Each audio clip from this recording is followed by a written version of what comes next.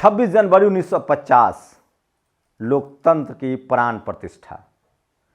26 जनवरी 1950 को संविधान लागू हुआ। आज 75वां गणतंत्र दिवस है, रिपब्लिक डे ऑफ इंडिया।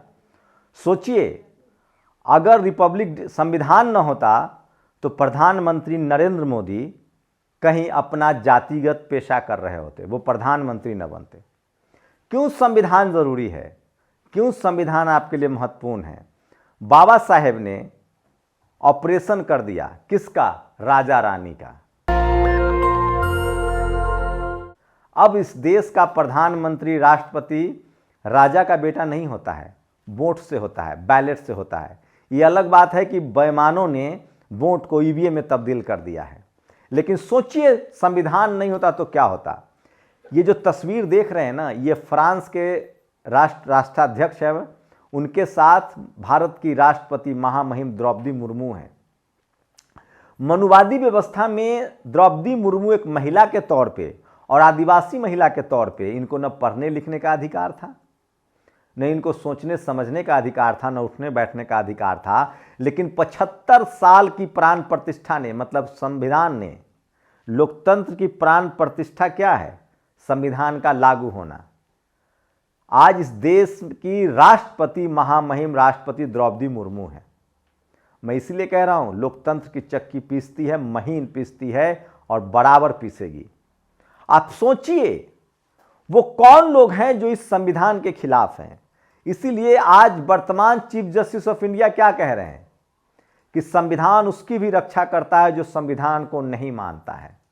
दरअसल इस देश के संविधान से कुछ लोग नफरत करते हैं, जिनको हम मनुवादी कहते हैं, जो मनुस्मृति को मानते हैं, जो मनुवाद को मानते हैं, जो जातिवाद को मानते हैं और जो धर्म के आधार पर, जाति के आधार पर और लिंग के आधार पर भेदभाव को ही अपना धर्म समझते हैं। ऐसे तमाम लोगों के पैरों में बेरिया डालता है भारत का संविधान।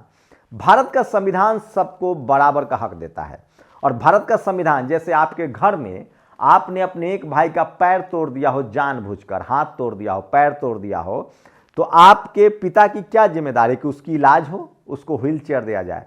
भारत में जिनको मनुस्मृति के नाम पर, जातिवाद के नाम पर, मनुवाद के नाम पर 2000 सालों तक शोषित, वंचित और पीड़ित रखा गया, भारत का संविधान उनको विशेष मौका देता है। भारत का संविधान सम्राट अशोक से प्रेरित है। भारत का संविधान प्राचीन गणतंत्र की लिच्छवी से प्रेरित है। भारत का संविधान तथागत बुद्ध से प्रेरित है, जिसमें करुणा है, समानता है, जिसमें भाईचारा है। भारत का संविधान सम्राट अशोक के अखंड भारत से प्रेरित है, जिसमें विशाल भारत, मजबूत भारत की परिकल्पना की गई है। तो सोचिए 26 जनवरी 1950 क्यों महत्वपूर्ण है? क्योंकि आज ही संविधान लागू हुआ था। मैं फिर कह रहा हूं, भारत का संविधान तब भी होता अगर बाबा साहेब न होते, लेकिन तब भारत का संविधान ऐसा नहीं होता जैसा आज है। क्योंकि बाबा साहेब ने वो तकलीफें देखी थी, वो जातिवाद झेला था और दुनिया के बड़े इंस्टीट्यूशन में पढ़ के आए थे। और सरदार पटेल का मैं खास नाम लूंगा। सोचिए किस तरह से आज बाबा साहेब के अनुयायी और सरदार पटेल के अनुयायियों के बीच लड़ाने की बड़ी कॉन्स्पिरेसी हो रही है। सरदार पटेल एक बार बाबा साहब से मिलने गए, जब बाबा साहब ड्राफ्टिंग कमेटी के चेयरमैन थे, और उन्होंने बाबा साहब को कुछ बातचीत हुई रिजर्वेशन के प्रावधानों को लेकर, और डॉक्टर अंबेडकर ने कहा कि सरदार पटेल, हमें पता है आपको किसने भेजा है। क्या कहते हैं बाबा साहब? कॉन्स्टिट्यूएंट असेंबली में सब लिखा हुआ है स्पीचेज में।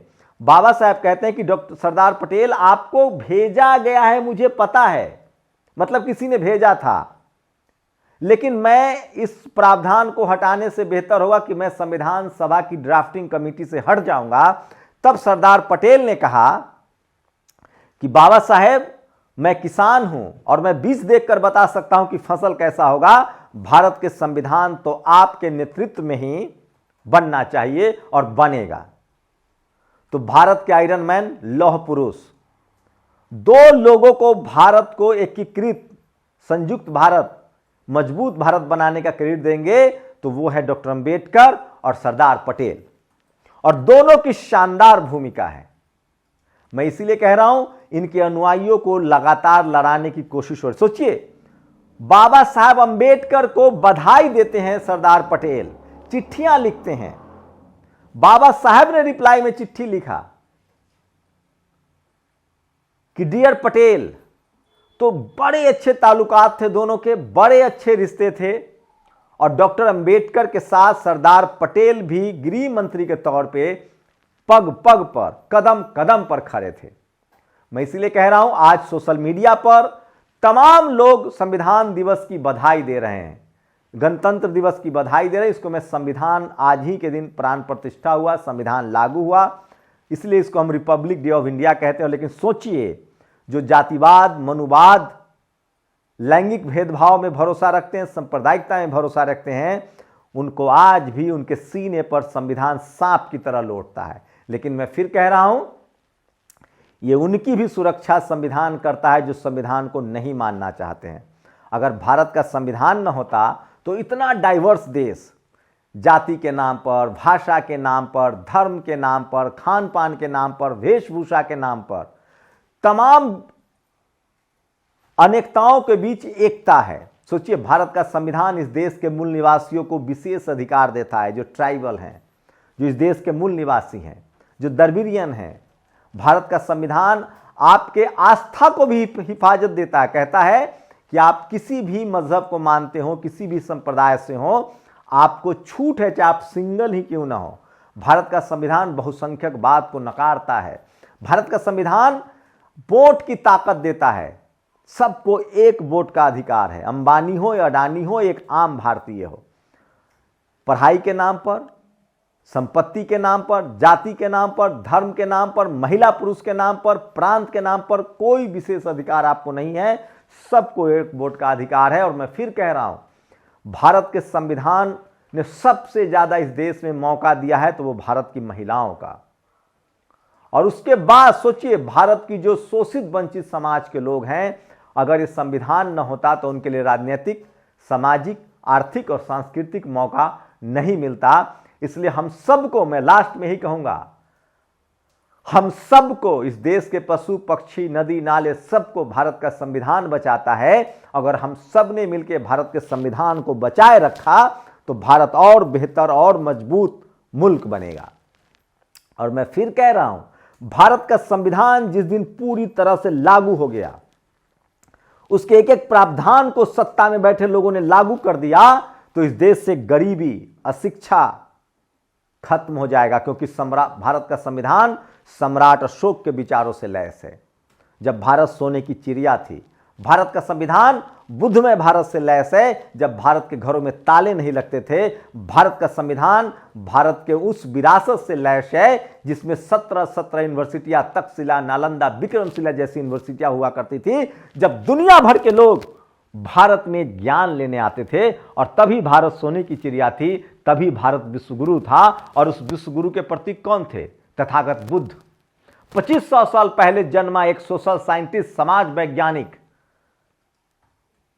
जिसने अंधविश्वास, कर्मकांड को अलग किया, जिसने अहिंसा का पाठ पढ़ाया, जिसने सबको बराबरी का अधिकार समझाया और करुणाशील पर सबसे ज्यादा जोर दिया। मैं इसलिए कह रहा हूं, भारत का संविधान एक गौरवमयी संविधान है। भारत का संविधान भारत के इतिहास को परिलक्षित करता है। भारत का संविधान भारत के हर नागरिक को बराबर का मौका देता है। नहीं तो मैं फिर कह रहा हूं, आज जो प्रधानमंत्री हैं, अगर मनुस्मृति का दौर होता, अगर मनुवाद का दबाव होता, प्रभाव होता, और अगर मनुवाद के हिसाब से चलता, तो प्रधानमंत्री नरेंद्र मोदी किसी जातिगत पेशा में होते। इसलिए मैं कह रहा हूं, भारत का संविधान आप सबको बराबर का मौका देता है। और इसलिए इस गणतंत्र दिवस पर, इस रिपब्लिक डे पर भारत के संविधान को साक्षी मानकर आप आत्मसात कीजिए कि हम भारत के संविधान, संप्रभुता, अखंडता को अक्षुण्ण रखेंगे। और मैं इसलिए कह रहा हूं, अगर हम सबको संविधान बचाता है, अगर हम सब ने संविधान बचा लिया, तो हम सबको ये संविधान बचाएगा। तो भारत का संविधान महान है। भारत के संस्कृति के तरह से, जिस तरह से भारत देश महान है, भारत की अखंडता महान है, भारत की संप्रभुता महान है, क्योंकि भारत का संविधान महान है। और जिस दिन भारत के संविधान को, जो लोग हैं सत्ता में, उन्होंने संविधान को अक्षरंश लागू कर दिया, भारत एक शानदार विशाल देश है और ये और गौरवमयी देश बनेगा। इसलिए मैं कह रहा हूं, भारत की एकता अखंडता को भारत का संविधान सुरक्षित रखता है। और इसीलिए मैं कह रहा हूं कि 26 जनवरी जो रिपब्लिक डे है वो भारत की प्राण प्रतिष्ठा का दिन है और संविधान ने भारत के लोकतंत्र में, भारत की डेमोक्रेसी में, मजबूत भारत में प्राण डाला था और उस प्राण का नाम है संविधान। आप लोग अपनी प्रतिक्रिया जरूर दीजिए। शुक्रिया। नेशनल दस्तक की आपसे गुजारिश है कि अगर इसको बचाना चाहते हैं तो नेशनल दस्तक को सब्सक्राइब करने के लिए रेड कलर के सब्सक्राइब बटन को दबाएं, फिर बेल आइकन की घंटी दबाएं। नेशनल दस्तक को बचाने के लिए बहुत जरूरी है कि हर खबर को शेयर करें, लाइक करें, कमेंट जरूर करें।